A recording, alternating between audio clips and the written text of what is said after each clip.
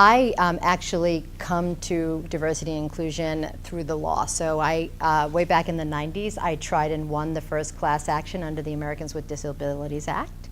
So I represented 200,000 hearing impaired residents of the city of New York against New York City to get them 911 services. So that should give me a little credibility, right?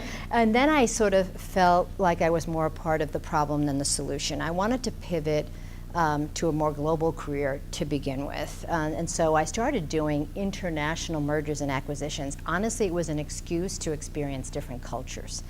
And while I was at the negotiation tables around the world, I started seeing these patterns of success and failure that had more to do with the cultural differences than they had to do with the actual skill of the people at the at the table. And so I started keeping track of them, and of course the patterns would bear out differently, let's say in Tokyo than in wherever, Paris or New York. But nevertheless, they were patterns. And so I kept track of them, thought that they'd be a book someday. But then at a pivotal crossroads in my life, I decided this is not a book, this is a business. And so I built a business, and I built it actually as a single mom, because by that point I was going through a divorce. And we built it to a presence in 65 countries, and then I sold it to Ernst & Young and became a partner there. But, and I'm going to give you just sort of a little bit of a segue into my own inclusion story. So I grew up with a dad who basically, just to give you an idea, I came home from middle school one year, and I was in tears because my girlfriend said, "You're out of our group." Just like that, with no explanation whatsoever. That was my first experience with exclusion. And I'm there crying and crying, and my dad looked me right in the eye and put both hands, like one hand on each cheek, and said to me, "Denise, anyone who doesn't like you is not worth knowing." For whatever reason, and I'm not sure if it was because I just needed to hear it at the moment, I took that so seriously that literally from that day on, I never allowed myself to even feel excluded. And if I did, I just sort of, said, well, it's their problem and moved on.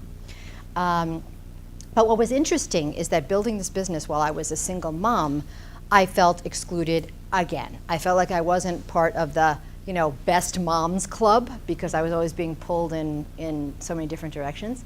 And I also felt like I wasn't part of the perfect executive club either for the same reasons. And I thought, well, that's self-imposed, right? I did that to my, I'm the one that's saying that I'm not included, and I sort of moved on. When I sold the business, it became sort of an interesting experience, not so much what was happening in terms of exclusion, but what wasn't happening.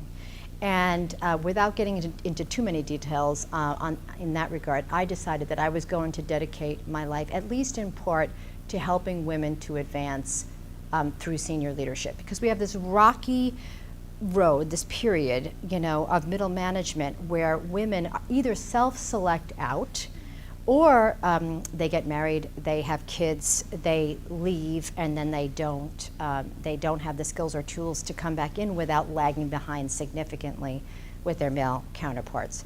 So all of this really became part of my life journey. And then what I didn't want, because I'm a business person, right? I'm a business analyst and a business consultant. I was not interested in let's everybody play well in the sandbox, although it's very important.